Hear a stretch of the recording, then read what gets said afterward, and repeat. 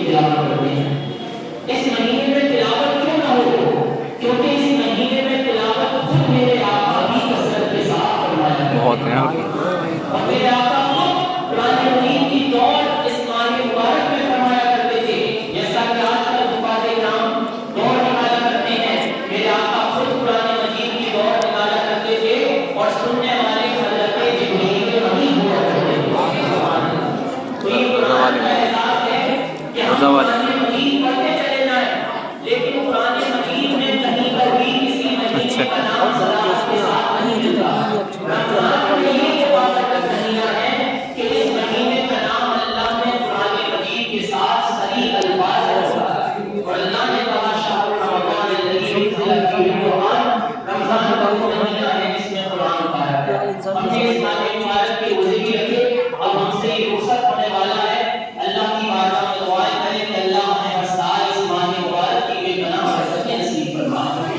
ہم نے اس مہینے میں جو عبادتیں کی اور روزہ رکھا اور اللہ کے در سے وقت سحری سے لے کر اور وقت افطار تک نہ کچھ کھایا نہ کیا، جبکہ ہم اپنے اکیلے کمرے میں موجود تھے، پانی موجود تھا، کھانا موجود تھا، کہیں ہمارے پاس تھی، لیکن اس کے باوجود ہم نے نہیں کھایا. کیوں؟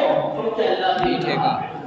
یہی ایمان، یہی یقین، یہی اگر ایمان ہمارا سال کے اور مہینوں میں بھی پیدا ہو جائے تو پھر میرا ماننا یہ ہے کہ انسان گناہوں کی طرف نہیں جائے گا. یہ رمضان ہمیں اس بات کی کہ ہم اپنے دل میں یہ یقین پیدا کر لیں کہ اللہ ہمیں دیکھ رہا. تبھی تو وقت سحری سے لے کر وقت افطار تک جو روزہ رکھتا ہے، نہ کچھ کھاتا ہے نہ پیتا ہے، اس وجہ سے کہ اللہ دیکھ رہا ہے. جو پریکٹس ہم نے ایک مہینے میں کی ہے، اب اس پر ہمیں عمل کر کے دکھانا ہے. اب ہمیں اس پر عمل زیادہ ہو کے دکھانا ہے تاکہ اس ایک مہینے کی ہماری جو محنت اور مشقت ہے وہ اللہ کی بارگاہ میں قبول ہو جائے اور ہم اپنے گناہوں سے چھٹکارا پا کر کے جنت کے مستحق ہو جائیں اور جہنم سے اللہ رب العزت ہمیں چھٹکارا نصیب فرمائے.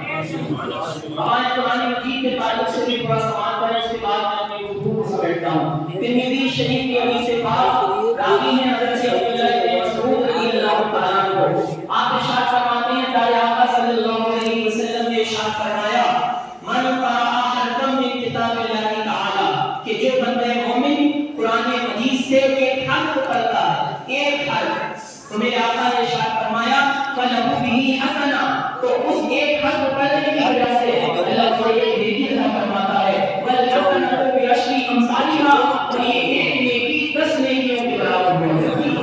سبحان اللہ.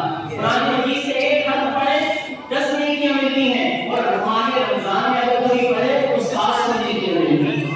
کیونکہ 70 گنا نیکیاں حدیث پاک میں فرمایا گیا ماہ رمضان میں بڑھا دی جاتی ہیں. تو ایک حرف رمضان مبارک میں اگر قرآن مجید سے پڑھا جائے تو 700 نیکیاں ملا کرتی ہیں. اور قرآن مجید میں تقریباً 3.25 لاکھ روح و پیش موجود ہیں. تو اب آپ اندازہ لگائیں کہ ایک حرف پڑھنے پر جب 700 نیکیاں مل رہی ہیں تو پورا قرآن مجید جس میں 3.25 لاکھ روح ہیں ان کے پڑھنے پر اللہ تعالیٰ ثواب. اور پھر ایک حافظ کی شان دیکھیں کہ جو مصلی پر سنانے سے پہلے کم سے کم 4-5 مرتبہ اس پارے کی دوڑ نکالا رہتا ہے جو بار اسے پڑھنا ہے. تو آپ اندازہ لگائیں کہ ایک حافظ قرآن کو رمضان المبارک میں کتنا اجر و ثواب ملا کرتا ہے. یہ سب اللہ رب العزت نے اپنے کلام کے پڑھنے والے کو اعزاز عطا فرمایا ہے. پھر میرے آقا نے اسی حدیث پاک میں ارشاد فرمایا لا اقول الف لام میم حرف، اے صحابہ یہ نہ سمجھنا میرے آقا نے فرمایا کہ میں یہ کہہ رہا ہوں کہ الف لام میم ایک حرف ہے، بل الف حرف ولام حرف ومیم حرف، بلکہ الف لام میم میں الف ایک حرف ہے، لام دوسرا حرف ہے، میم تیسرا حرف ہے. یعنی قرآن مجید سے اگر کوئی الف لام میم بھی پڑھ لیتا ہے تو اللہ رب العزت اسے 30 نیکی عطا فرماتا ہے.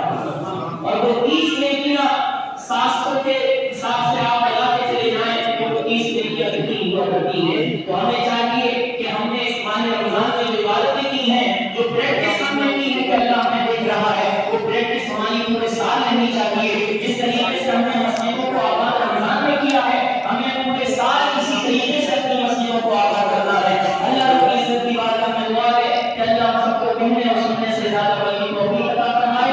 قرآن حدیث پر عمل پیرا ہونے کی